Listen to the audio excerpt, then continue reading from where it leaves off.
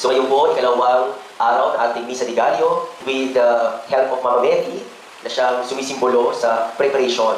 Bakit po 9 days, 9 months, inalagaan ni Maria sa kanyang sinapupunan ang anak ng Diyos? Ito yung mga saling lahi ng ating Panginoong Jesucristo, the genealogy, the family tree of Jesus Christ. Ang pinakamahalaga po dito sa Ebanghelyo is the climax. Ang pinakahuling pangalan na nabanggit ay Kristo or Christ.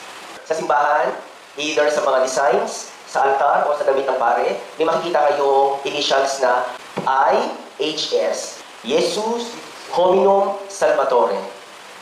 Jesus, the Savior of humanity. Si Jesus ang naging Savior ng kanyang saling lahi. We will use the initials IHS.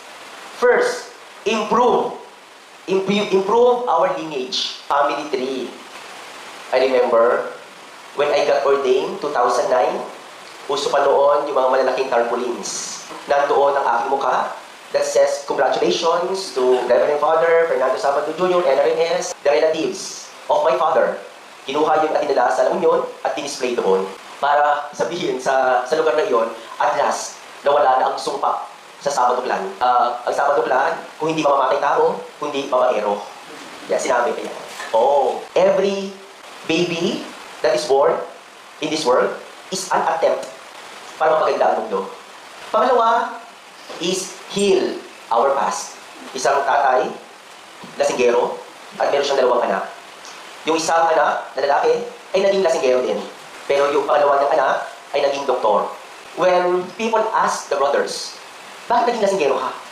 At ang sagot, I look at my father. Yung doktor na anak naman, it's because I look at my father. Parehong sagot, pero iba ang resulta. It is more on mindset. Our past cannot define our future. We are not victims of our past, but victors. Victor, heal our past. And the Lord will help us. Kagaya ng ginawa ni Jesus. Bakit? Ang kanyang pong sarilaki, may mamamatay tao, may prostitute, mayroong strangers. And yet, because of the wounds of Christ, nahilo ito. At the last point is S.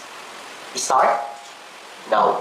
Bawat pangalan na nabanggit ko na hindi na natin alam, ay mayroong sariling contribution. Nagsimula sila.